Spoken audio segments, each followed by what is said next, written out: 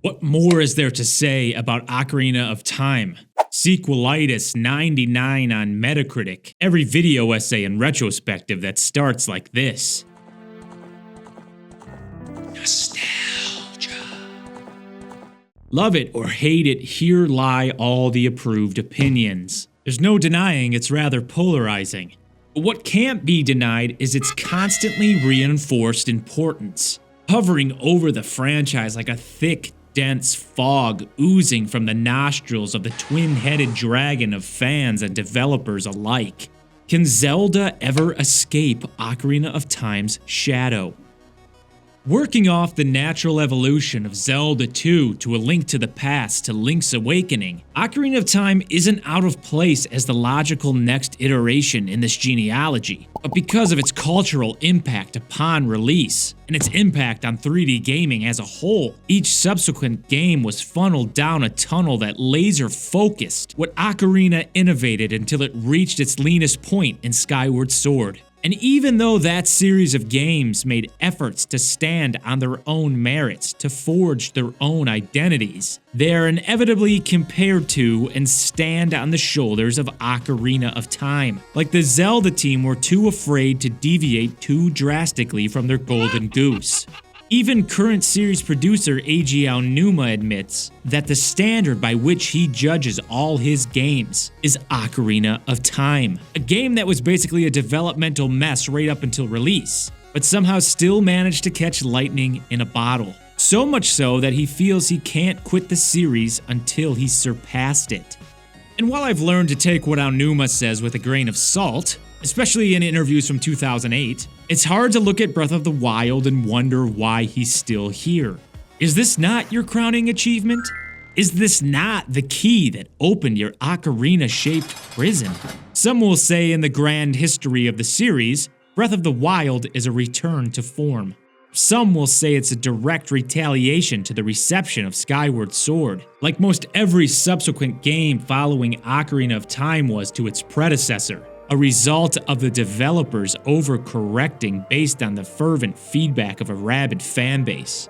Others may be unwilling to separate Skyward Sword from the funnel I mentioned that began with Ocarina, to the point where Breath of the Wild is not a reaction to Skyward Sword specifically, but to the formula codified by Ocarina of Time, and therefore it is Breath of the Wild's true foil.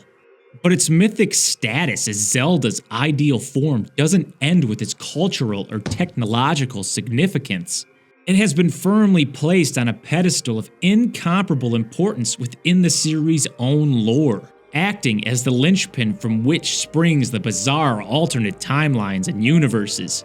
Even games with no discernible connection to the timeline like Tears of the Kingdom have story beats, imagery directly ripped from Ocarina of Time. And look, I'm not innocent in all this. I stumbled into Zelda 2 by accident because I made videos summarizing my then current perception of the Zelda series, which, admittedly, largely centered around my experience with the A Link to the Past to Skyward Sword era of games. As such, the thrust of those videos pulled mainly from Ocarina's foundational design philosophy, with the follow-up comparing the era of the Wild games to my rather strict interpretation of the series. Then I played more games, thought more critically about the series, and now if I made those videos today, they'd be much different. But because so much of Ocarina is foundational, both gameplay and lore, will comparisons always be inevitable? Will the series, its stewards, its fans continue to rely on Ocarina of Time's sacred status? Will it remain the golden bar against which all Zelda games are measured? Should it be?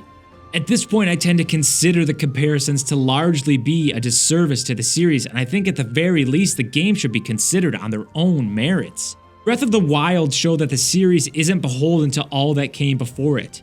Echoes of Wisdom showed there's still fertile ground to experiment with what a Zelda game can be. Can such a game exist with an overworld like Breath of the Wild's, with intricate dungeons like Skyward Swords, and with the satisfying interplay of the two like in the original, and still stand on its own merits?